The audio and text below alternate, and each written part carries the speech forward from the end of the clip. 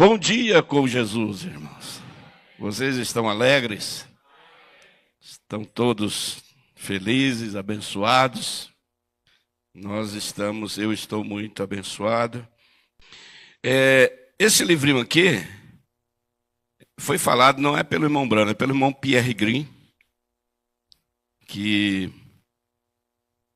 foi um pastor que andou muito com o irmão Brana. E algumas observações dele, eu queria trazer pelo menos duas aqui.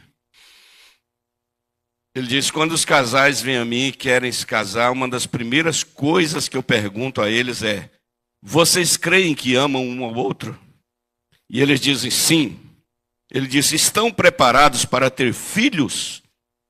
Se dizem não, ainda não, ele diz: então não se casem. Não tenham nenhum negócio com casamento, porque não podem garantir que terão filhos. Vocês devem estar preparados para ter filhos. Caso contrário, vocês estão casando com um propósito errado. Isso aqui foi um assunto que foi ventilado ontem, né? Muito sobre controle de natalidade, que virou uma aberração, esse controle de natalidade. E eu não quero falar muito, mas eu quero deixar isso aqui registrado, até para tirar das nossas mãos o sangue da igreja, né? E quem casa deve estar interessado em ter filho. Se não pode, é outra história. Mas deve estar interessado em ter filhos. Vocês podem dizer amém? Ele disse uma coisa importante aqui também. Eu tenho uma das melhores esposas, porém, ela não faz tudo o que eu quero que ela faça. E há momentos que isso é um problema. E eu faço muita coisa que ela não gosta. Isso também é sempre um problema, né? E o irmão Brana, a mesma coisa, ele fala sobre o irmão Brana, né?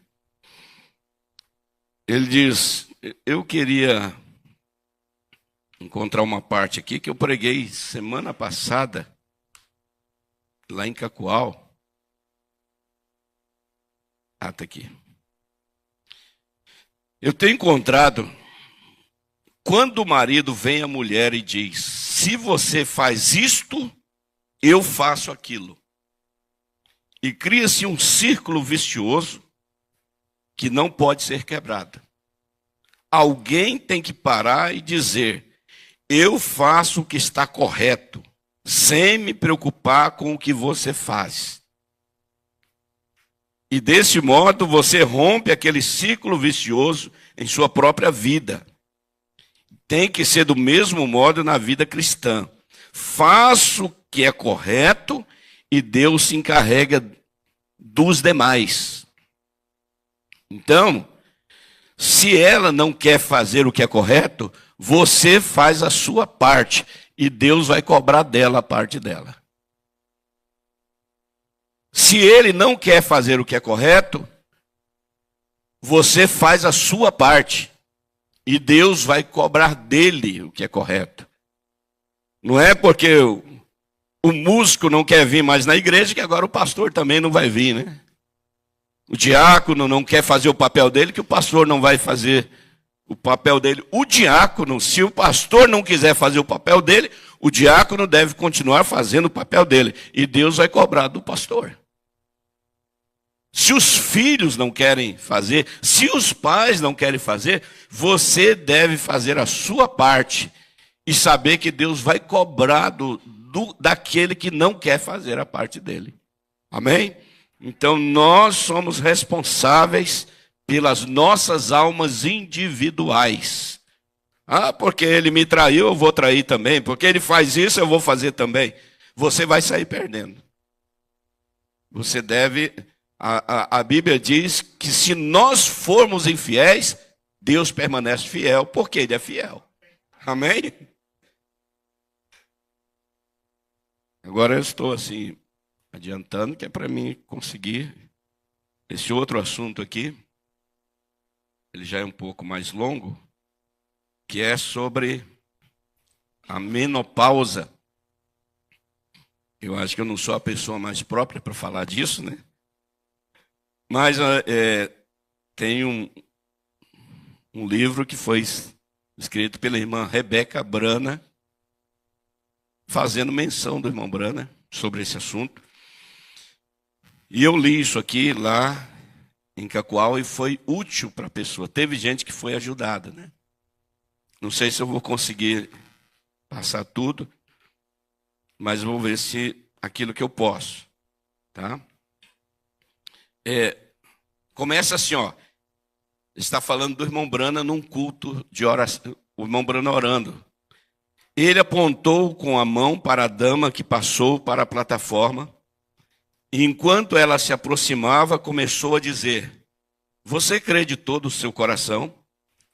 A alguns passos de onde ele estava, ela balançou a cabeça um pouco e disse com voz fraca: sim. O irmão Brana, olhando-a nos olhos, começou a descrever sua condição. Você está passando por algo que faz a pessoa temer. É uma condição nervosa. Simplesmente esta fase da vida. Essa fase da vida, em geral, é normal ser depois dos 40, 45, mas hoje há mulheres com 25 anos que estão entrando nessa fase. Agora a irmã Rebeca falando, eu li que para 15% das mulheres afortunadas, a menopausa não tem relevância em suas vidas. A menopausa não tem nenhum efeito. Bom para elas, enquanto para 85% de nós, esta fase pode converter-se num ligeiro desconforto, de um ligeiro desconforto a um período completamente debilitante. 67% de nós estamos destinadas a sofrer ondas de calor. Calor demais, né? Que em muitas mulheres se estende por 5 anos ou mais. Já que nossos níveis hormonais aumentam e baixam a uma frequência de 6 vezes por dia. Em alguns casos, 6 vezes por hora. Nós ouvimos ontem que a mulher, por si só, ela já tem, esses altos e baixos. Momento que ela está bem, depois que ela deprime, tem hora que chora, sem razão alguma. Agora, nessa fase, é uma frequência maior ainda, né? Às vezes, 6 vezes por hora ela tem essa... Sobe, baixa, o emocional dela fica muito fragilizado. Por isso essa irmã estava com medo e causa um terror na mulher. Viu, homens? Viu, irmãos? E às vezes o homem não entende isso. Os sintomas apresentados incluem mau humor, depressão, tristeza, raiva, fadiga, taquicardia, suores noturnos, insônia, ombros e quadris doloridos, perda de memória e outros mais. Uma variedade real de desafios físicos e psicológicos. A mulher passa a ter um filme de terror, é terrível essa fase da vida dela. Infelizmente, para algumas mulheres, a menopausa significa uma terrível caminhada através de um beco escuro e longo, em cuja escuridão esconde um grupo de demônios que atormentam a mente e zombam de que é o desastre iminente. Cada estágio ameaça sua vítima de que cruzará o limite e incapaz de assumir o controle de si mesma, cairá no vazio desconhecido e até mesmo a loucura. Então ela acha que aquilo nunca vai ter fim na vida, que vai ser um terror, e o diabo se aproveita desse momento da vida dela. Agora imagine se ela tem um marido que começa a cobrar, que ele não sabe o que está acontecendo, e começa a cobrar um pouco mais ainda. Bem, naquele dia... desculpa. Aí ela diz, no parágrafo superior da primeira página, o irmão Branham explica a uma mulher na fila de oração que a menopausa é algo que faz as pessoas temer. A razão é fácil de entender. Então, eu vou ter que ir indo para frente. Aí a irmã Meda estava com 42 e a irmã Rebeca com 15 anos. Uma típica adolescente volúvel, egocêntrica, temperamental. Vocês conhecem alguma? Uma adolescente de 15 anos, volúvel, egocêntrica e temperamental. Isso aqui era filha do profeta, viu? Lembro-me de que mamãe, que sempre foi muito reservada e de modos suaves, começava então a agir de maneira estranha. Ou seja, a paciência foi se esgotando. E repreendia com frequência e em voz alta, e depois acabava chorando. Mas a coisa mais estranha de todas era vê-la frequentemente parada em frente ao refrigerador com a porta aberta. Alguém já fez isso aqui? Não, né? Abrir a porta da geladeira e ficar... Ficar do frio. Ele disse que o homem faz para ficar pensando, né? Que vai ter que comprar para pôr lá dentro. E a mulher, quando está na menopausa, é para se refrescar. Isso é realidade, aconteceu mesmo, né? Então, bom, naquele dia em particular, houve um certo conflito entre a minha insensatez e a sua frustração. Tivemos uma discussão. Embora eu tenha tentado, eu não consigo lembrar o motivo da nossa discordância. Eu lembro que foi na cozinha. E naquele momento eu pensei que estávamos sozinhas, seja qual for o ponto em discussão. Eu pensei que tinha a vantagem e estava prestes a ganhar, quando o papai de repente olhou para fora no corredor que dava à sala de jantar e disse, Cis. Era a maneira que ele costumava chamar quando ela era adolescente, né? Que eu preferia muito mais que a menina apelidada de Belpe, que geralmente tentava ignorar. Bom, eu posso falar.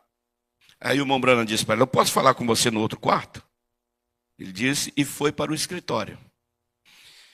Eu olhei para a mamãe e o olhar de alívio no seu rosto refletiu. Nesse momento foi o suficiente para eu ativar simultaneamente todos os botões da minha falta de educação. Está bem, disse. A Rebeca disse para a mãe, está bem, disse, você ganha. Quando me virei para seguir o papai, sempre sou eu que está errada. E você é a única com razão. É isso que queria ouvir? Isso a filha falando para a mãe. A Rebeca. Sempre sou eu que está errada. E você é a única com a razão. É isso que você queria ouvir? Papai já tinha desaparecido no corredor e mamãe estava atrás de mim na cozinha, enquanto eu ainda tentava deixar a arrogância. Perdoe-me por viver, perdoe-me por tudo que eu fiz. Eu não sabia quando calar-me. No momento de alcançar o papai em seu escritório, ainda estava falando besteiras. Não é necessário que falemos, disse ao papai. Falou para o irmão Branham, nem precisa falar nada, pai.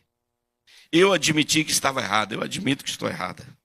Ele levantou a mão para as minhas reclamações e com um sorriso no rosto disse, A verdade é que você tem razão. O irmão Branham disse para ela, né? Ela estava toda agitada, brigando, e o irmão Branham ainda disse para ela assim: a verdade é que você tem razão. Eu mal podia acreditar. Ela disse: então vamos lá dizer para a mamãe. Já que eu tenho razão, né? Vamos lá dizer para a mamãe. Foi a minha primeira reação. Mas ele assinou-me com a mão para sentar-me. Papai sentou uma cadeira de estudo e eu fitei os olhos em seu banquinho de descanso para os pés. Papai se inclinou para mim até que nossos rostos estavam o mais próximo possível. Então ele disse baixinho: deixemos que a mamãe ganhe. Isso será um segredo entre nós. Bem, isso não me alegrou muito. Sem dúvida, meus olhos refletiram como que eu senti aquele momento. Vou aqui um pouquinho para frente, né? Senão... Hoje eu tenho 51 anos. E eu passei por essa fase da vida que muitas mulheres temem. No entanto, graças a essa conversa, que aconteceu há 36 anos, não houve temor em mim. Você observa o valor de uma conversa com sabedoria. Não foi com acusação. Ele podia muito bem dar uma surra nela, ela estava errada. Mas ele ajudou as duas naquele momento. E ela passou a sua fase sem temor. Se bem que eu manifestei sintomas o suficiente para me incluir entre as 85. Eu vou ter que ir para frente por causa do... É surpreendente o fato de grande parte do que o papai me falou naquela ocasião só agora está sendo dado a conhecer como nossas últimas descobertas. Passaram já muitos anos que eu tenho certeza que você me perdoará, se quem sabe não possa recordar as palavras exatas que foram faladas. Eu vou passar os pontos que eu marquei que são mais essenciais, né? Por exemplo, em torno de 7 anos, uma menina começa a mudar seus dentes. Aos 14, começa o terceiro ciclo. É o início da menstruação, onde ela vai se tornar uma mulher capaz de gerar filhos. Aos 21 anos, entra na fase da flor da vida. Mas aos 35 anos, começa o ciclo de declínio em sua vida. Por volta dos 42, o início do sétimo, que é a última fase, é onde vai entrar, né? A menopausa. Aos 56 anos, ela passa a um novo ciclo, onde se torna completamente renovado, tanto física, mental e espiritualmente. Quando a mulher chega aos 56, ela é renovada, né? É durante o terceiro ciclo da adolescência e o sétimo ciclo, a menopausa precoce, onde ocorrem as alterações físicas e químicas mais significativas em nossos corpos. Por isso é que a adolescente também tem a fase difícil. Tanto a adolescente como a mulher quando chega dos 42 aos 40, dos 47, 48 aos 56. Então ocorrem alterações físicas e químicas. Esses ciclos tendem a ser os anos mais incompatíveis quanto ao emocional. É bem sabido de que a maioria das pessoas não consideram a menopausa uma fase positiva do ciclo da vida. As mudanças que ocorrem no organismo de uma mulher podem causar que cada sentimento, impressão, reação se multiplique milhares de vezes. Então, quando a mulher atinge um nível crítico em seu físico e emocional, Satanás estará lá presente para tentar manipular sua mente. E esta é a razão pela qual a menopausa é uma etapa perigosa da vida de uma mulher. Porque o diabo se aproveita do momento emocional E ela vai estar deprimida, nervosa, perde sono, tanta coisa, né? Papai me enfatizou que os sintomas físicos são muito reais. A necessidade que mamãe tinha de aproximar-se do refrigerador foi explicada desta forma.